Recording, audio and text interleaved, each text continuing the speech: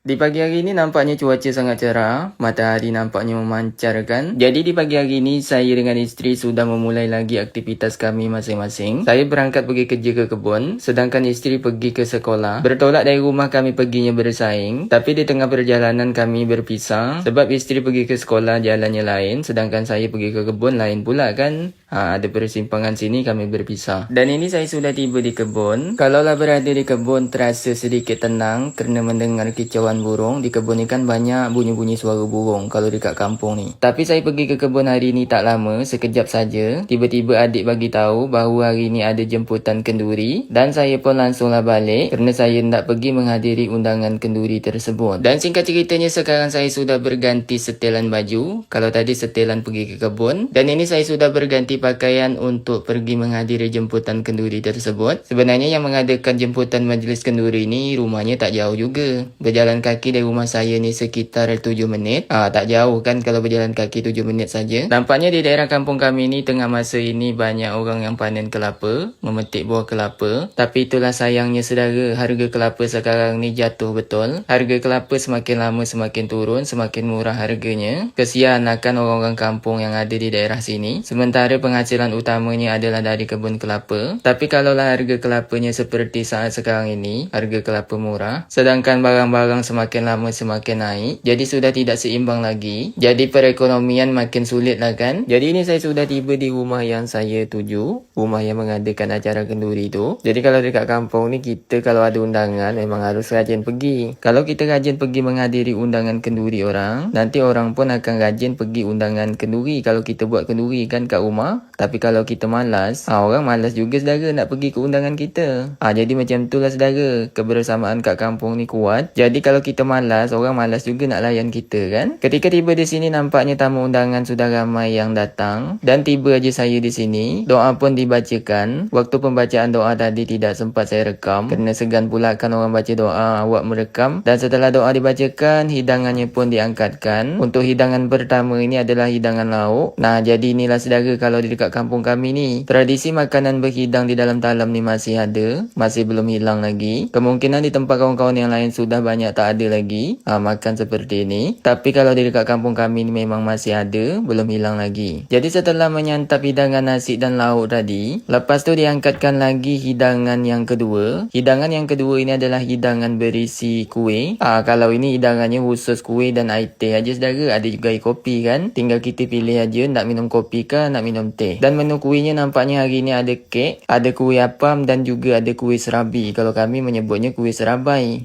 bukan serabi. Biasalah kan setiap daerah tu punya sebutan lain-lain. Ada yang sama, ada juga yang tak sama. Singkat ceritanya setelah saya menyantap kuih tadi, lepas tu saya pun langsunglah balik lagi sebab hari pun sudah tengah hari. Ini saya sudah dalam perjalanan bersama dengan orang-orang kat kampung untuk balik ke rumah masing-masing.